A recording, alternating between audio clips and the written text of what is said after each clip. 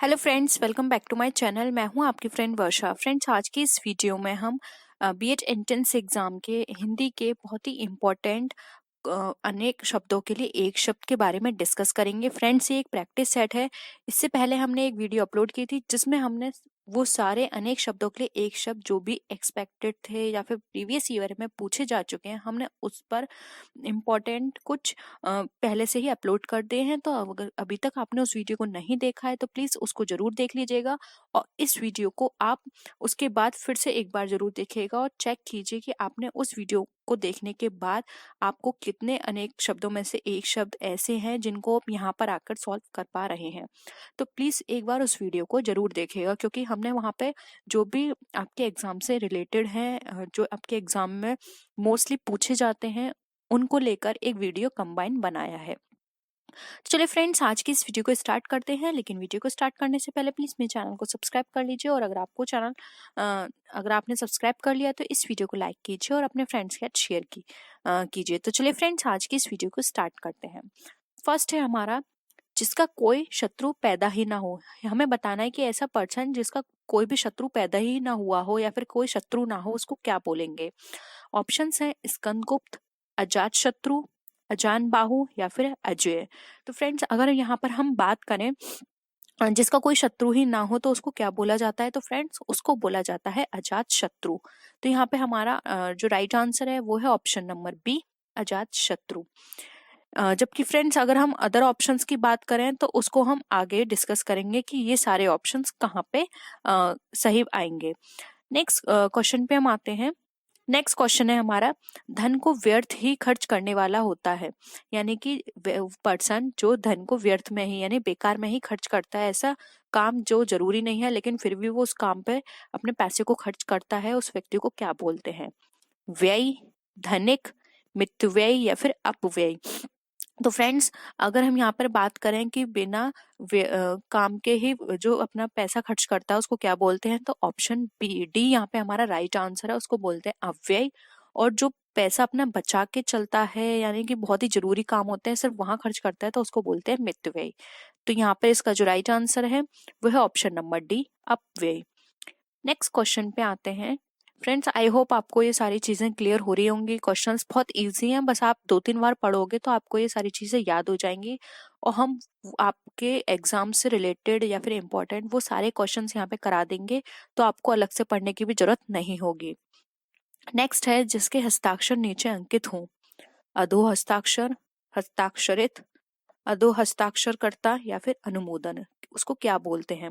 तो फ्रेंड्स, ऐसा पर्सन जिसके हस्ताक्षर नीचे अंकित होते हैं उसको कहा जाता है, बताइए फ्रेंड्स, उसको कहा जाएगा अधो हस्ताक्षरकर्ता। तो ऑप्शन सी यहाँ पे हमारा क्या हो जाएगा, राइट आंसर हो जाएगा। फ्रेंड्स, इसके साथ ही साथ हम इसके ऊपर एक प्रैक्टिस सेट है, मॉक टेस्ट भी बोल सकते हैं, वो आप एक प्रिपेयर करेंगे, और उसका लिंक मैं आपको डिस्क्रिप्शन बॉक्स और कमेंट बॉक्स दोनों में दे दूंगी, तो आपको वहां जाके उसको भी सॉल्व करना है। तो इससे क्या होगा, आपकी प्रैक्टिस भी बनी रहेगी और आप वहां पे स्कोर भी देख सकते हैं कि आपने कितना स्कोर किया है। नेक्स्ट है, आवश्यकता से अधिक धन के त्याग का क्या कारण है।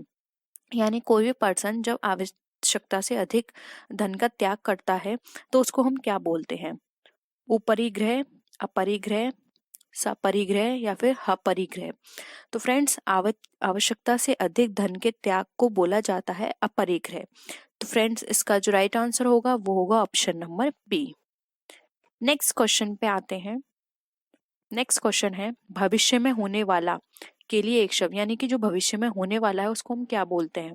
भावी, भविष्यवक्ता, अतीत या फिर पुरातन। तो फ्रेंड्स, अगर भविष्य में जो हमारा होता है उसको बोला जाता है भावी। जैसे हम कहते हैं ना, ये हमारे भावी ये हैं, या फिर ये हमारे भावी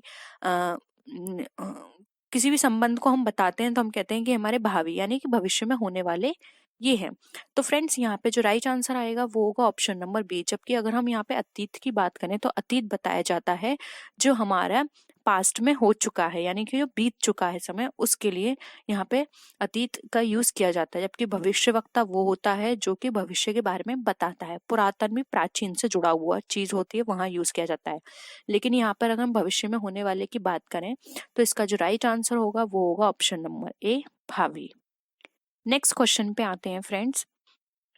नेक्स्ट क्वेश्चन है हमारा, कुश की नोक सी तीखी बुद्धि को क्या कहते हैं, यानी कुश की नोक सी तीखी बुद्धि वाले व्यक्ति को क्या कहा जाता है? विद्वान, कुशाग्र बुद्धि या फिर मंद बुद्धि? तो फ्रेंड्स बहुत ही सिंपल है, आप ऑप्शन से ही देख सकते हैं। देखो, विद्वान होता है विद्वान को जानने वाला, जो जो बहुत सारे हमारे वो होते हैं पुराण या फिर जो हमारा वेद है उसको जानने वाला। तो ये हमारा कट गया। कुशा इसका राइट आंसर नहीं होगा। मंद बुद्धि वो होता है जिसमें जो नॉर्मल पर्सन, जो नॉर्मल काम होते हैं उसको करने की भी उसमें बुद्धि ना हो, उसको बोला जाता है मंद बुद्धि। तो ये ऑप्शन भी कट गया। बचा हमारे पास क्या? कुशाग्र बुद्धि। तो हमारा जो राइट आंसर होगा वो होगा ऑप्शन नंबर सी, कुशाग्र बुद्धि। नेक्स्ट क्वेश्चन पे आते हैं। नेक्स्ट क्वेश्चन है हमारा, शुद्ध आत्मा का मनुष्य कहलाता है, यानी कि वो मनुष्य जिसकी शुद्ध होती है आत्मा, उसको क्या कहा जाता है? पवित्र, दार्शनिक, कृतात्मा या फिर शुद्धोधन? तो फ्रेंड्स अगर हम यहाँ पे बात करें तो यहाँ पे जो इसका राइट आंसर है वो है ऑप्शन नंबर डी, उसको बोला जाता है शुद्धोधन। पवित्र तो हम किसी भी चीज को बोल सकते हैं कि ये पवित्र है। दार्शनिक वो होता है जो कि बहुत ही हम यहाँ पर अगर इसके अकॉर्डिंग बात करें तो दार्शनिक इसका आंसर नहीं होगा। और कृतात्मा भी इसका आंसर नहीं होगा, कृतात्मा अपोजिट हो गया। तो फ्रेंड्स अगर हम यहाँ पे देखें कि शुद्ध आत्मा से रिलेटेड, तो इसका जो राइट आंसर होगा वो होगा option number D, Shuddhodana. Next question पे आते हैं। जो चित्त के साथ कार्यशील हो के लिए एक शब्द है, यानी कि जो चित्त के साथ कार्यशील हो उसके लिए कौन सा शब्द यहाँ पे यूज किया जाएगा? तत्चित्त, परिश्रमी, महत्वपूर्ण या फिर चित्तशील? तो फ्रेंड जो चित्त के साथ कार्यशील हो, अगर हम इसकी बात करें तो इसके लिए जो राइट आंसर है फ्रेंड्स, आप ऐसे भी लगा सकते हैं, चित्त के साथ कार्यशील यानी कि चित्तशील। तो ऑप्शन डी यहाँ पे क्या हो गया? हमारा राइट आंसर हो गया। परिश्रमी यूज करेंगे जो बहुत ही ज्यादा परिश्रम करे, उसको परिश्रमी बोलते हैं। महत्वपूर्ण यानी कि जो हमारे लिए चीज महत्व बहुत ही ज्यादा हमारे काम आने वाली वस्तु, वो महत्वपूर्ण है। ठीक है, तो यहाँ पे इसका जो राइट आंसर होगा वो होगा ऑप्शन नंबर डी, चित्तशील। नेक्स्ट क्वेश्चन पे आते हैं। जिसके द्वारा अभियोग लगाया गया हो, यानी कि जिसके द्वारा अभियोग लगाया जाता है उसे क्या बोला जाता है? अभियुक्त, अधियुक्त, अधियोक्ता या फिर अभियोक्ता? तो फ्रेंड्स जिसके साथ अभियोग लगाया जाता है उसे बोला जाता है अभियोक्ता। योक्ता लगाने वाला, और अभी वो हमने यहाँ से ले लिया, यानी अभियोग लगाने वाला। तो आप यहाँ बहुत सारे वर्ड्स ऐसे हैं जो कि खुद जो सेंटेंस है उसी से मिलकर बन रहे हैं। जैसे अभी, अभी योग लगाने वाला, योक्ता मतलब होता है लगाने वाला, तो अभियोग लगाने वाला क्या हो गया? अभियोक्ता। आई होप क्लियर होगा आपको। फ्रेंड्स अगर आप ऐसे क्वेश्चंस 2 से 3 बार भी पढ़ेंगे तो आपको सारी चीजें क्लियर हो जाएंगी और आपको ज्यादा ये याद करने की जरूरत नहीं है, क्योंकि ये ऐसा है कि आप अपने फ्रेंड्स के साथ अगर डेली 2 से 3 बार इसका रिवीजन भी करोगे तो आपको इजीली ये याद हो जाएगा। नेक्स्ट पे आते हैं। मन के किसी और प्रवृत्त होने या उससे हटने की अवस्था है, यानी कि मन से किसी और प्रवृत्त होने या फिर अगर हमारा जो मन है हम वहां से हटे तो उसको क्या बोलते हैं? चंचलता, मनमोहक, मनोवृत्ति या फिर मनोद्रौबल्य? तो फ्रेंड्स अगर हम यहाँ पे बात करें तो इसका जो राइट आंसर है वो है ऑप्शन नंबर सी, मनोवृत्ति, यानी कि मन से बार बार हटने की प्रवृत्ति, वो क्या हो गई? मनोवृत्ति। देखो ये भी हार गया मन, यहाँ पे हमने मनो ले लिया और उसकी ओर प्रवृत्त होने वाली तो मनोवृत्ति। तो यहाँ पे हम बहुत सारी चीजें हैं जो हम क्वेश्चन से भी निकाल सकते हैं। नेक्स्ट क्वेश्चन पे आते हैं। अधिकारों की प्राप्ति के लिए बनाया गया संगठन है, यानी कि अब हमें बताना है कि अधिकारों की प्राप्ति है उसके लिए बनाया गया संगठन क्या कहलाता है? संघ, समिति, सम्मेलन या फिर समवाय? तो फ्रेंड्स अधिकारों की प्राप्ति के लिए बनाया गया जो संगठन होता है उसे कहा जाता है संघ। तो ऑप्शन ए यहाँ पे हमारा क्या हो जाएगा? राइट आंसर हो जाएगा। फ्रेंड्स इसमें ज्यादा डिस्कशन करने का नहीं है, साथ साथ सिंपली इनके आंसर दे रखे हैं तो हम इसमें ज्यादा डिस्कशन नहीं करेंगे। नेक्स्ट आता है क्वेश्चन, कर्ण को अधिरथ सूत कहा जाता है, अधिरथ का अर्थ बताइए। तो हमें बताना है कर्ण को अधिरथ सूत कहा जाता है तो अधिरथ का मतलब क्या है? रथ हाँकने वाला, रथ बनाने वाला, कोषाध्यक्ष या फिर चौकीदार? तो फ्रेंड्स अगर हम यहाँ पे बात करें तो कर्ण को अधिरथ सूत कहा गया। अधिरथ का मतलब होता है रथ हाँकने वाला, तो यहाँ पे ऑप्शन ए क्या हो गया, राइट आंसर हो गया हमारा। नेक्स्ट क्वेश्चन पे आते हैं। आस्तिक संक्षिप्तीकरण है, हमें बताना है आस्तिक क्या है, संक्षिप्तीकरण किसका है। विज्ञान के प्रति आस्थावान, ईश्वर के प्रति आस्थावान, परिवार के प्रति आस्थावान या फिर प्रकृति के प्रति आस्थावान। तो फ्रेंड्स, अगर हम बात करें आस्तिक की, तो आस्तिक का मतलब होता है जो ईश्वर के प्रति आस्था दिखाए, और जो जिसका ईश्वर के प्रति आस्था नहीं होती है उसको कहा जाता है नास्तिक। यहाँ हमें दे रखा है आस्तिक, तो इसका मतलब हो गया ईश्वर के प्रति आस्थावान। तो यहाँ पे ऑप्शन बी क्या हो जाएगा हमारा, राइट आंसर हो जाएगा। फ्रेंड्स, आप नीचे कमेंट सेक्शन में जरूर बताएगा कि आपके कितने क्वेश्चन सही गए, आपका स्कोर कितना रहा। नेक्स्ट है, दावाग्नि शब्द का अर्थ है, हमें बताना है कि दावाग्नि का क्या मतलब होता है। जल में लगने वाली आग, पेट की आग, जंगल में लगने वाली आग या फिर उपरोक्त में से कोई नहीं। तो फ्रेंड्स, अगर हम यहाँ पर बात करें दावाग्नि की, तो फ्रेंड्स दावाग्नि का मतलब यहाँ पर होता है जंगल में लगने वाली आग। तो ऑप्शन सी यहाँ पे क्या हो गया हमारा, राइट आंसर हो गया। नेक्स्ट क्वेश्चन पे आते हैं। यहाँ पे ये बताया गया है कि निम्नलिखित वाक्यों में से हमें प्रयुक्त उच्च शब्द चुनना है। क्वेश्चन है, ज्ञान प्राप्ति की इच्छा रखने वाला, यानी कि जो ज्ञान प्राप्ति है उसकी इच्छा रखने वाला व्यक्ति क्या कहलाता है। ज्ञानी, ज्ञाता, जिज्ञासु या फिर ज्ञानवान। तो हमें बताना है ऐसा व्यक्ति जो कि ज्ञान प्राप्ति की इच्छा रखता है, मतलब वो चाहता है कि वो हर चीज को जाने, किसी भी चीज को देखकर उसे लगता है कि ये मुझे जाननी है, इसमें क्या है, यानी कि वो ज्ञान प्राप्त करना चाहता है, उसकी ऐसी इच्छा है, तो उसको हम क्या बोलेंगे। तो फ्रेंड्स, इसका जो राइट आंसर है वो है ऑप्शन नंबर सी, जिज्ञासु। ऐसे व्यक्तियों को जिज्ञासु बोला जाता है, जिसके अंदर हम इंग्लिश में भी बोल सकते हैं कि क्यूरियोसिटी है उसके अंदर, कि ऐसा क्यों हो रहा है, ऐसा कहाँ क्यों कहा, या ऐसा क्यों होता है, क्या रीजन है, ये सब जानने की जिसकी प्रवृत्ति होती है उसको जिज्ञासु बोला जाता है। नेक्स्ट क्वेश्चन पे आते हैं। जो किए गए उपकार को ना मानता हो, यानी कि कोई आपके ऊपर उपकार करे और वो उसको ना माने, तो उसको क्या कहेंगे। कृतघ्न, धोखेबाज, जालसाज या फिर कृतज्ञ। तो फ्रेंड्स, यहाँ पर अगर हम बात करें कि किए गए उपकार को ना माने, तो फ्रेंड्स उसको बोलते हैं कृतघ्न। तो ऑप्शन ए यहाँ पे राइट आंसर है। और जो किए हुए उपकार को माने उसे बोलते हैं कृतज्ञ, और जो धोखा दे आपको उसको बोलते हैं धोखेबाज, और जो आपको अपने किसी जाल में फंसा ले, यानी कि आपको किसी भी ऐसी गलत कहानियों में फंसाकर लालच दिखाकर आपको फंसा ले, उसको बोलते हैं जालसाज।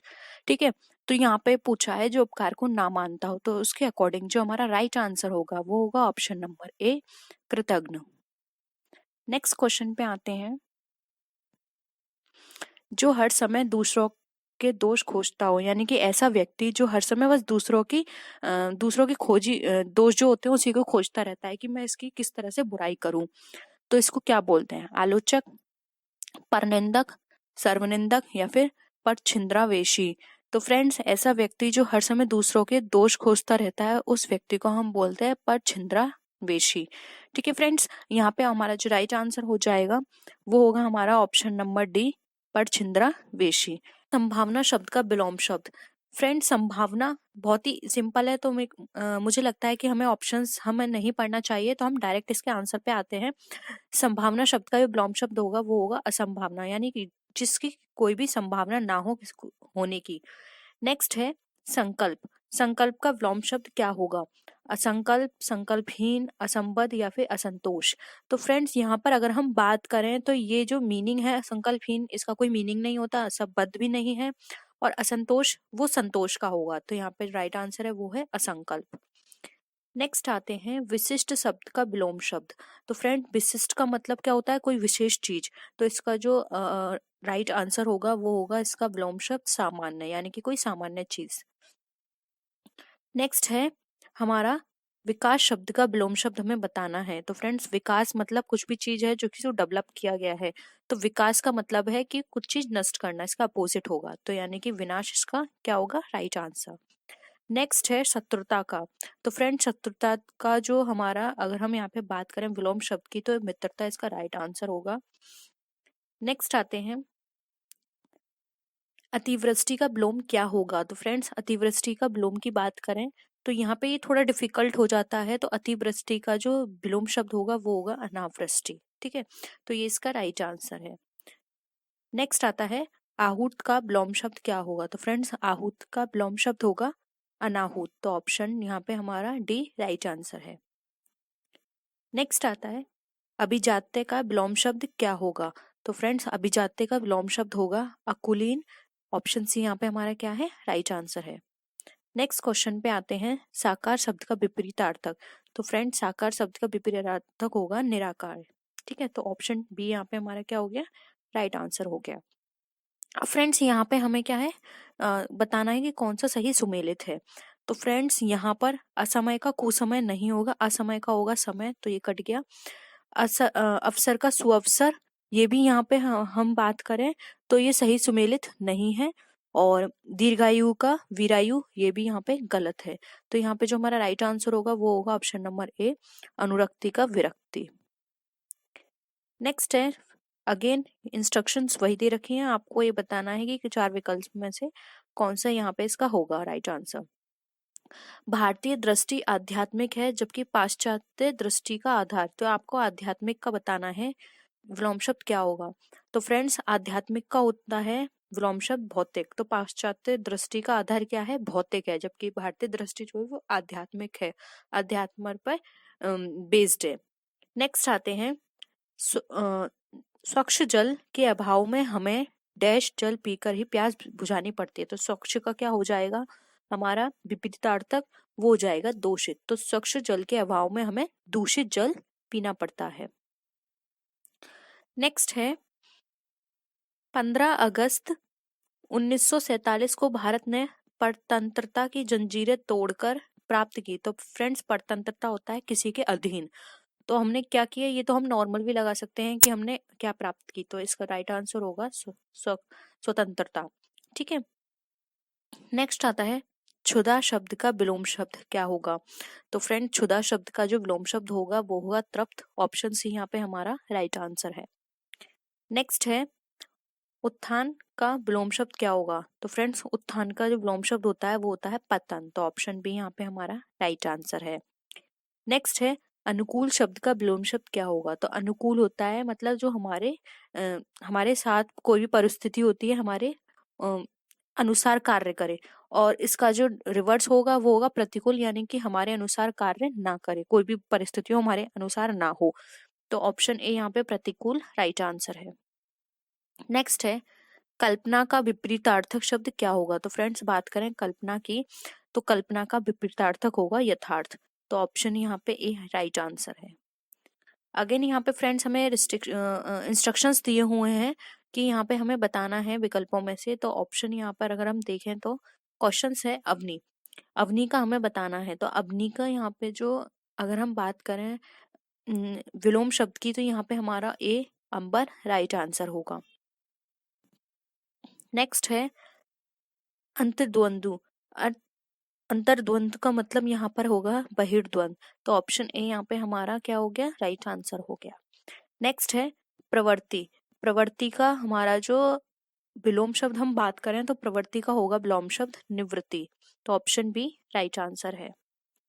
नेक्स्ट आते हैं राजतंत्र। तो फ्रेंड्स अगर हम बात करें राजतंत्र की, तो राजतंत्र का राइट आंसर है यहाँ पे हमारा गणतंत्र। तो ऑप्शन ए यहाँ पे हमारा राइट आंसर है। नेक्स्ट है संयोग, तो संयोग का राइट आंसर होगा हमारा यहाँ पे वियोग। तो फ्रेंड्स आई होप ये सारी यहाँ पे विलोम शब्द बहुत इजी हैं, आपको किसी भी तरह की कोई प्रॉब्लम नहीं हो रही होगी। हम बस एक जल्दी से क्विक रिवीजन ले लेते हैं इसका। अलगाव, अलगाव का होगा हमारा विलोम शब्द विलगाव। ठीक है, नेक्स्ट है अर्जन, अर्जन का होगा व्ययन। तो ऑप्शन सी यहाँ पे हमारा राइट आंसर है। नेक्स्ट आते हैं असीम। तो फ्रेंड्स अगर हम बात करें असीम की, तो यहाँ पे इसका जो विलोम शब्द होगा वो होगा ससीम। तो ऑप्शन बी यहाँ पे राइट आंसर है। नेक्स्ट है अवनत, तो फ्रेंड्स अवनत की बात करें तो राइट आंसर होगा इसका ऑप्शन ए विनत। नेक्स्ट है अर्वाचीन, तो फ्रेंड्स अर्वाचीन का जो विलोम शब्द होगा वो होगा प्राचीन। तो ऑप्शन बी यहाँ पे हमारा क्या हो गया, राइट आंसर। नेक्स्ट है अनुग्रह, फ्रेंड्स अनुग्रह का राइट आंसर होगा जो विलोम शब्द होगा वो होगा दंड। अनुग्रह मतलब होता है किसी से रिक्वेस्ट करना, और दंड मतलब उसको उसने कुछ भी ऐसा पाप किया है तो उसको उसका दंड देना, या फिर हम बोल सकते हैं उसको उसके किए पर उसको फल देना, तो वो होता है दंड। नेक्स्ट है अवतल। अवतल का फ्रेंड्स यहाँ पर अगर हम बात करें तो इसका जो विलोम शब्द होगा वो होगा उत्तल। नेक्स्ट है उल्लास। उल्लास का जो विलोम शब्द होगा, राइट आंसर इसका है विषाद। नेक्स्ट आते हैं एकाधिकार। फ्रेंड्स एकाधिकार का यहाँ पर विलोम शब्द आएगा सर्वाधिकार, यानी सबका अधिकार, तो ऑप्शन बी राइट आंसर है। नेक्स्ट है कनिष्ठ। कनिष्ठ का यहाँ पर जो राइट आंसर होगा विलोम शब्द में तो वो होगा वरिष्ठ, तो ऑप्शन डी यहाँ पे हमारा क्या हो गया, राइट आंसर हो गया। नेक्स्ट आते हैं अगम्य। फ्रेंड्स अगम्य की बात करें तो अगम्य का यहाँ पर विलोम शब्द होगा ए सुगम्य। नेक्स्ट है ज्योत्सना। ज्योत्सना की बात करें तो यहाँ पे ज्योत्सना का राइट आंसर होगा तामिश्र, तो ऑप्शन सी यहाँ पे हमारा राइट आंसर है। नेक्स्ट आते हैं दयालु पर। तो फ्रेंड दयालु का जो राइट आंसर होगा दयालु का वो होगा निर्दयी। नेक्स्ट है विस्तीर्ण। विस्तीर्ण का राइट आंसर है यहाँ पे संकीर्ण, ठीक है। नेक्स्ट है विकसित। विकसित की यहाँ पे हम बात करें तो विकसित का यहाँ पे राइट आंसर होगा अविकसित, तो ऑप्शन ए यहाँ पे हमारा राइट आंसर है। नेक्स्ट आता है विहित। तो फ्रेंड्स विहित का यहाँ पे जो आंसर होगा वो होगा ऑप्शन ए निहित। नेक्स्ट आते हैं दीर्घकाय। अब हम बात करें यहाँ पे दीर्घकाय की तो दीर्घकाय का राइट आंसर होगा कृशकाय, ठीक है। नेक्स्ट है निष्काम। अगर हम बात करें निष्काम की तो यहाँ पर ऑप्शन ए सकाम इसका राइट आंसर होगा। फ्रेंड्स मुझे नहीं लगता कि मुझे अब इस पे और डिस्कशन करने की जरूरत है। ये वीडियो में आप ये जो हम डिस्कस कर रहे हैं लगभग 60 हैं, ये इनको हम डिस्कस करेंगे तो आप इनसे प्रैक्टिस कर सकते हैं। नेक्स्ट है अलौकिक। अलौकिक का राइट आंसर है ए लौकिक। नेक्स्ट है बहिष्कार। बहिष्कार की बात करें तो फ्रेंड्स इसका राइट आंसर होगा बी स्वीकार। नेक्स्ट आता है सुलभ। सुलभ का राइट आंसर है फ्रेंड्स बी दुर्लभ। नेक्स्ट है स्वीकार। स्वीकार का राइट आंसर है निर्विकार। नेक्स्ट आते हैं हृदयहीन, यानी कि जिसके हृदय ना हो। ऐसा नहीं होता कि किसी की हृदय नहीं होता, लेकिन यहाँ पे एक कहावत कही जाती है, ठीक है। जैसे कोई अगर किसी की फीलिंग को नहीं समझता तो हम कहते हैं हृदयहीन है वो, ठीक है। तो उसका विलोम शब्द होगा सहृदय, यानी कि हृदय रहित, हृदय सहित, ठीक है। नेक्स्ट है राजा। शब्द का विपरीतार्थक शब्द होगा राजा का रानी। बहुत ही सिंपल है फ्रेंड्स ये। नेक्स्ट है पूर्णिमा। शब्द का विपरीतार्थक। तो फ्रेंड्स पूर्णिमा का जिस दिन पूरा चांद निकलता है तो अमावस्या होगा जिस दिन चांद नहीं निकलता है। नेक्स्ट है वक्र का विपरीतार्थक शब्द। तो फ्रेंड्स यहाँ पर वक्र का विपरीतार्थक होगा ऋजु, तो ऑप्शन ए राइट आंसर है। नेक्स्ट है राग। शब्द का हमें बताना है कि विलोम शब्द क्या होगा, तो राग शब्द का होगा विराग, ऑप्शन ए। उसर का विलोम शब्द यहाँ पे हमें बताना है फ्रेंड्स, तो उसर का यहाँ पे जो विलोम शब्द होगा वो होगा ऑप्शन नंबर डी पूर्व। नेक्स्ट है अब हमें इस क्वेश्चन में बताना है आदि शब्द का विलोम शब्द। तो फ्रेंड्स हम सब जानते हैं बहुत इजी है, आदि का होता है अंत। हर्ष का हमें यहाँ पे विलोम शब्द बताना है। हर्ष का विलोम शब्द होगा यहाँ पे विषाद, तो ऑप्शन ए यहाँ पे हमारा राइट आंसर है। नेक्स्ट आता है निम्न में से हमें बताना है उपेक्षा शब्द का विपरीतार्थक। तो फ्रेंड्स उपेक्षा की बात करें तो उपेक्षा का यहाँ पर होगा हमारा अपेक्षा, तो ऑप्शन ए बी यहाँ पे हमारा राइट आंसर है। नेक्स्ट आते हैं निंदा शब्द का। यहाँ पे हमें विपरीतार्थक शब्द बताना है। तो फ्रेंड्स निंदा की बात करें तो निंदा का क्या होगा, अगर हम किसी की निंदा करते हैं तो वहां पे इसका अपोजिट होगा किसी की स्तुति करना, तो ऑप्शन बी यहाँ पे हमारा राइट आंसर है। नेक्स्ट है आस्तिक का विपरीतार्थक। तो फ्रेंड्स आस्तिक वो होते हैं जो भगवान पे विश्वास करें, ठीक है, जबकि इसका जो विपरीतार्थक होगा वो नास्तिक जो ईश्वर पे विश्वास ना करे। नेक्स्ट है मितभाषी। मितभाषी का हमें बताना है हम यहाँ पे। तो फ्रेंड्स मितभाषी का यहाँ पर होगा वाचाल, बहुत बोलने वाला, ठीक है। नेक्स्ट है प्राकृतिक शब्द का। तो प्राकृतिक जो कि प्रकृति द्वारा बना हुआ है और कृत्रिम होता है खुद के द्वारा बनाया हुआ, तो इसका अपोजिट होगा कृत्रिम। नेक्स्ट है निम्नलिखित में से कौन सा विपरीतार्थक शब्दों का सही युग्म नहीं है। तो फ्रेंड्स यहाँ पर हमें बताना है उन्नति का यहाँ पर हमें बताना है उन्नति का क्या होता है। तो यहाँ पे उन्नति का होता है यहाँ पे पतन, ये यहाँ पे सही है। मूर्त का अमूर्त होता है, वक्र का ऋजु होता है।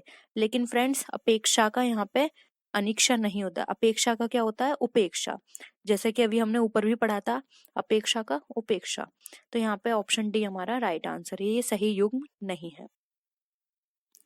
नेक्स्ट है, अगेन हमें यहाँ पे बताना है वीर का कायर, ये सही है। यहाँ पे हमें सही नहीं है वो बताना है। तो वीर का कायर सही है। रक्त का विरत ये भी सही है। शीत का उष्ण ये भी सही है।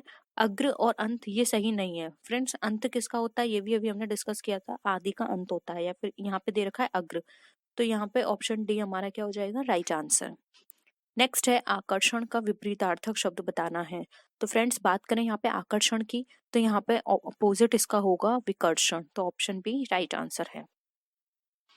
नेक्स्ट है अनुपयोगी। अनुपयोगी किस शब्द का विलोम है?